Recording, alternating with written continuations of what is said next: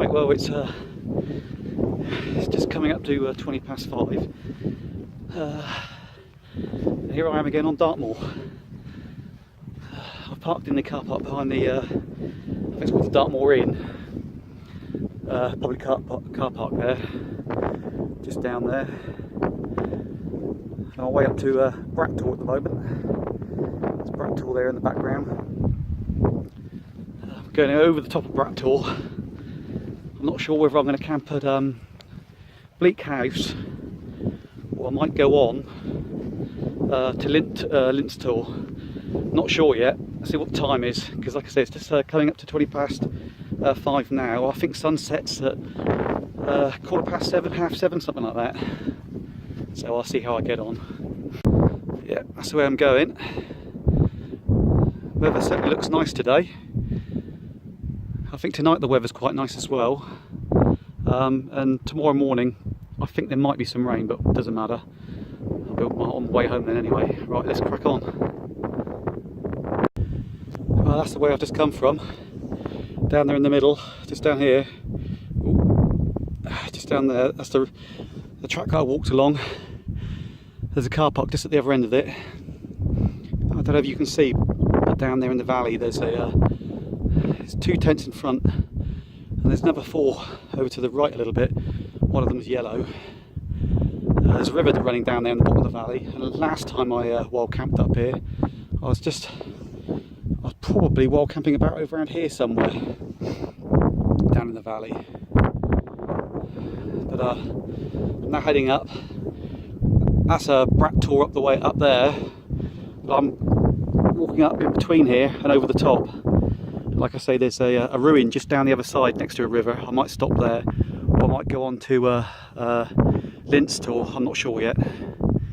Right, let's crack on. Well, the wind's picked up a bit now. I'm on the top. That's the way I'm going. I'll just do a quick spin around. That's Brat Tor there with a cross on it. I've just come up from the other side of that. That's where the car's parked. All the way around. Back to the way I'm going. Right, I've decided to stop here for the night. I have camped here before. Where my trekking poles are, that's where I'm going to put my tent. And just on that little bit of grass there, that's where I have camped before. If you look at my YouTube channel, the header, the photo, you'll see my old tent camp pitched there. There's a stream just down here, so I can get some water from there. And I'm sheltered a bit, so it's dipped down, and there's an old ruin here. On the Ordnance Survey maps, this isn't Bleak House. This ruin isn't classed as Bleak House. Bleak House is further up the valley, just up in here somewhere. There's a ruin on the Ordnance Survey map called Bleak House. This is just another ruin.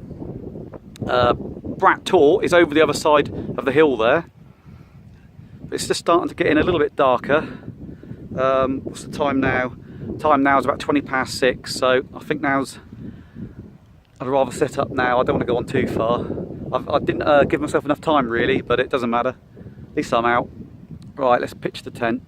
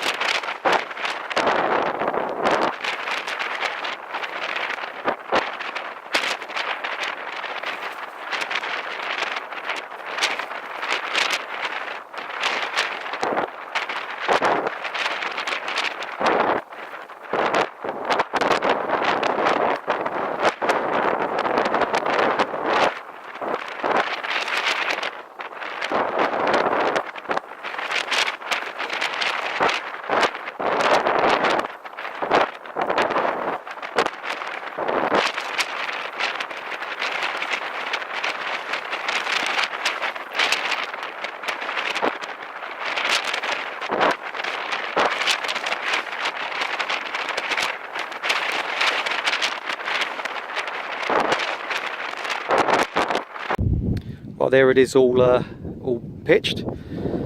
It certainly takes a little bit more of a little bit more time to pitch this than a normal tent, a normal siliconised nylon tent where you've got the poles and you put the poles in the sleeves. They're a lot quicker to put up those sort of tents.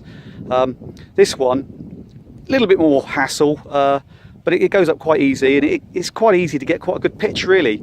Really it is. What I find is, after putting all the guy lines, all the pegs in the ground and all the guy lines, all the guys are quite loose to begin with, but then you've got to go around, tighten them up a little bit, and go around again, tighten them up a little bit more, because if you tighten one side too much, the other the tent seems to sort of like tilt more. So you to keep it all nice and level, you've got to sort of like tighten them a little bit each all the way around, then go around again and tighten them a little bit more. And it looks like I still need to tighten them a little bit, because you can just see it sort of starting to flap over down there somewhere. There you go, it's all pitched now. Let's go for a little walk around it. That's this side of the tent. Both doors this side I'll leave closed. Ooh. Now I have shown this tent before on my videos. When I did the coast to coast, I used this tent and I filmed it then. But I have been getting some questions about this tent. I know some people are thinking about buying things from Z-Packs, and some people have been asking me about this tent as well. So if you've got any questions, leave a comment in the description below. But I'm definitely happy with it. I'll just show you the inside. Oh, there's the inside. It's still got the fly screen, plenty big enough for 2 people. If you could get 2 people in here and their backpacks, would be a slight push, but you'd put the backpacks at either end of the tent. But you've also got these big porches, one either side, that you could also put your backpacks in. But I class this as a proper 2-man tent, not like my last one, which was a bit too small really to call it a 2-man, but that's what they sell it as anyway. The only thing you've got to remember this is, you've got to have walking poles. So if you don't use walking poles, this won't be any good. Right, I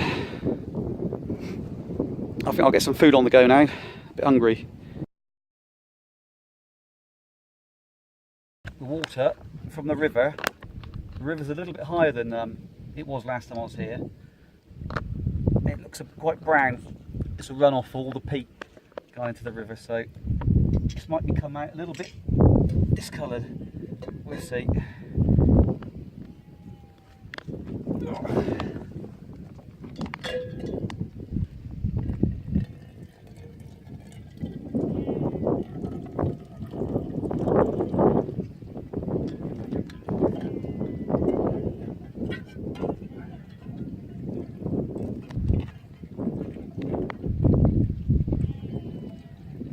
That's not coming out too bad.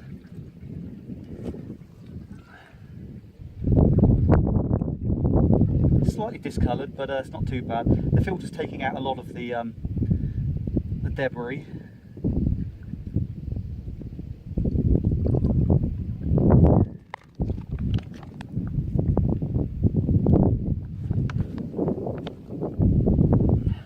I'll show you. Ooh. So it's not looking too bad for colour. Put the lid on. Because my stove is a nice lightweight one there, if you get anything like those the jet boils, and this is a jet boil gas canister I got here, but if you get a jet boil stove, they've got like a proper windshield around them, and they're a lot more efficient, and they boil the water a lot quicker. They use a lot less gas, but of course they cost a lot more and they're a lot heavier. But I prefer to use a lightweight little stove like this, and then use whatever I can, like this old ruin I'm in. There's the fireplace. The old ruin, just to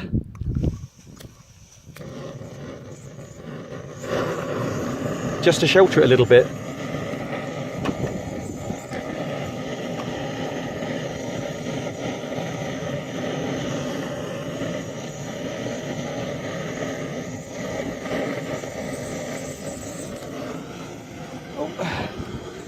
And there we go.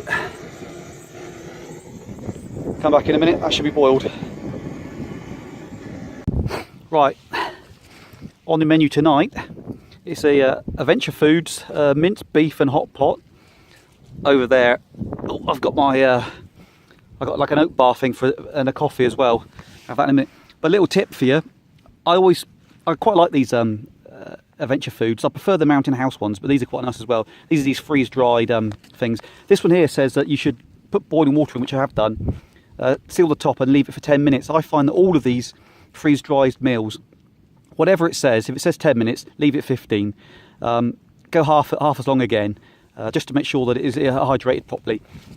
And what I always do as well, I put my sleeping bag over the top, acts it like a bit like a cosy, to try and keep the heat in. Now, obviously, you want to make sure that that the top of the pack's done up properly, because you don't want any steam coming out onto my down sleeping bag. But the top's done up. That just helps keep maintain the heat in there, so it should hydrate better. But that's what I like to do as well. I know some people they've like made homemade cozies and stuff to help rehydrate their meals. But I just use my sleeping bag like that. Like I say, you've just got to make sure that the top of the food pouch is properly sealed, so no steam comes out. Right, it's been 15 minutes now. That's 5 minutes longer than it's stated on the thing. And you can see it's basically mashed potato with vegetables, and I don't know, there is some beef in there somewhere, I think. Right, the minced beef hot pot, which I just had, was actually quite nice. I have had those Adventure Food freeze-dried meals before, but I normally have the Mountain House ones, so I prefer them. But that was quite nice actually. I quite enjoyed it.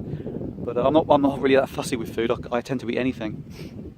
All right, it's the time's now just gone 7, and I think on the screen here it's looking like it's brighter than it actually is, because the sun's set now, and it's getting dark. Or starting to get dark now, and the temperature's certainly dropped now. I'm glad I got my my down jacket on, because yeah, it's certainly getting dark. So I'm going to get into the tent. Oh, there it is. I think I'll get into the tent now. I've got some TV programmes recorded, downloaded onto my phone, so I can watch them. And also, if anybody else is thinking about stopping here, and if they've got, I've got BT Mobile, is my mobile network that I'm with BT, and I think they use EE's masts. But if you're here, you can get 4G plus mobile service here, which I didn't realise you could get that here. So there was no need to download it onto my phone. I can just stream it. But yeah, time to get into the tent now. Getting a bit cold. Right, good morning. It's just gone about 7 now. This morning it's looking a bit cloudy, a bit foggy around here.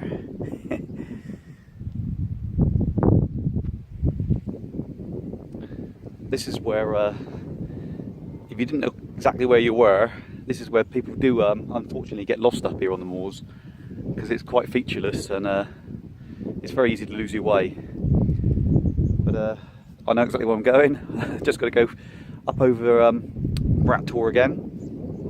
Just got to start packing up the tent at the moment. Just started. I've opened up one whole side of the tent now, so you can just get in there a lot easier. Gives you a little bit more idea about the space I got in there as well. You can see the wind's got underneath the bathtub floor at the moment. It's blown it up, but that's not a problem. So pack that up now. I've got the stove on at the moment, just to make myself a coffee. It's a little bit chilly this morning, but not too bad. Have a coffee, pack up, and get back to the car.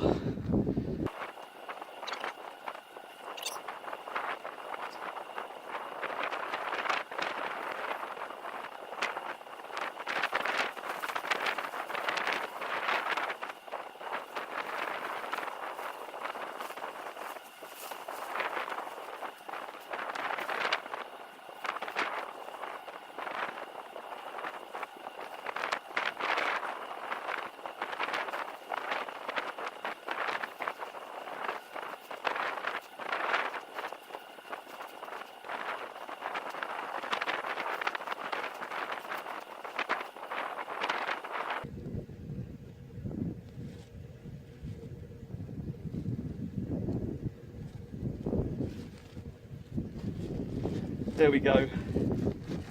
When I'm packing up, I always leave one peg in the ground, one guy line on it, because today's a little bit breezy. It's not too bad, but just if you unpeg everything and a gust of wind blows your tent, it's harder to wrap it up, and you might also end up chasing it over the moors.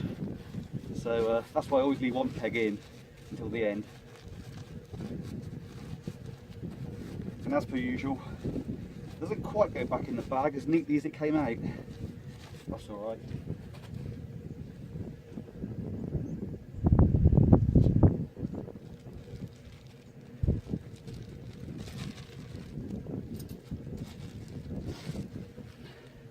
And for a tent bag, for a peg bag, I just use a Waitrose freezer bag, Ziploc bag.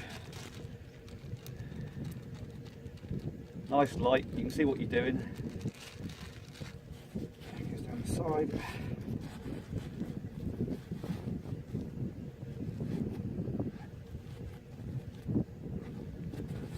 There you go. Back to the small pack size again, so going inside my rucksack. There we go, all packed up now. That's the backpack all packed. And this is where I camped. Bit of ground there between my trekking poles.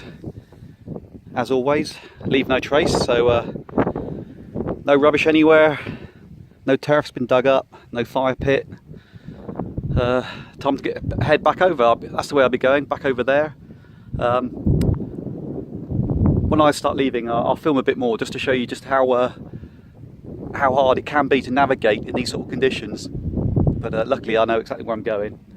I've got a GPS on me, a map as well, but I know where I'm going, so it shouldn't be a problem. Right, let's get me back on. I'm going to start walking.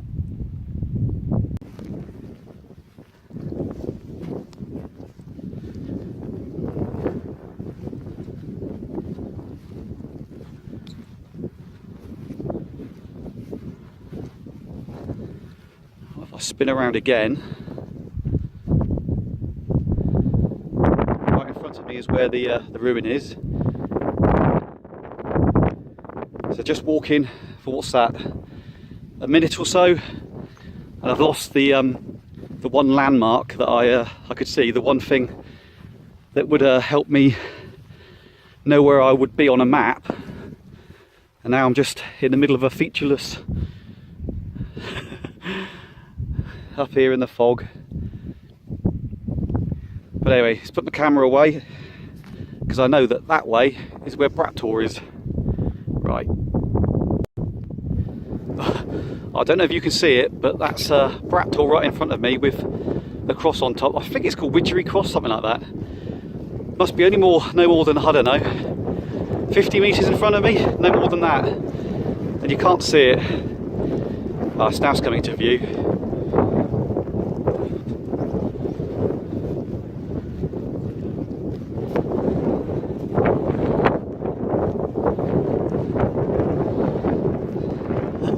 I might as well carry on walking and go on top. But that's Brat Tor with a cross on it.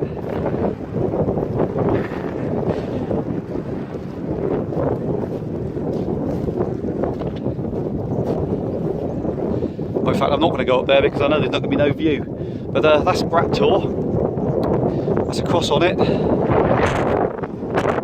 And back there's where I came from. Right, just the other side of Brat Tor. I'll be heading down the hill. Other side of Brat Tor here, down the hill, back over the river, back to the car.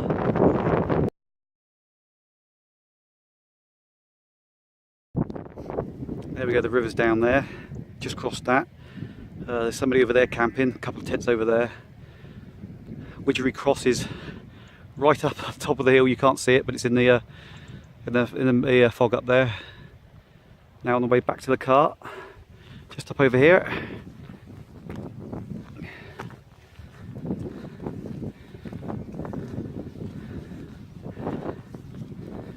There's a group of locals.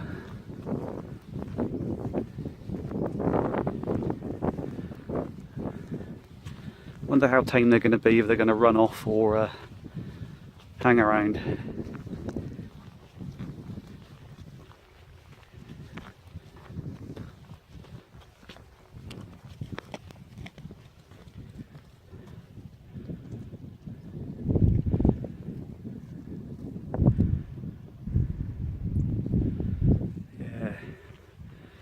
pretty tame. They're used to walkers. Little foal.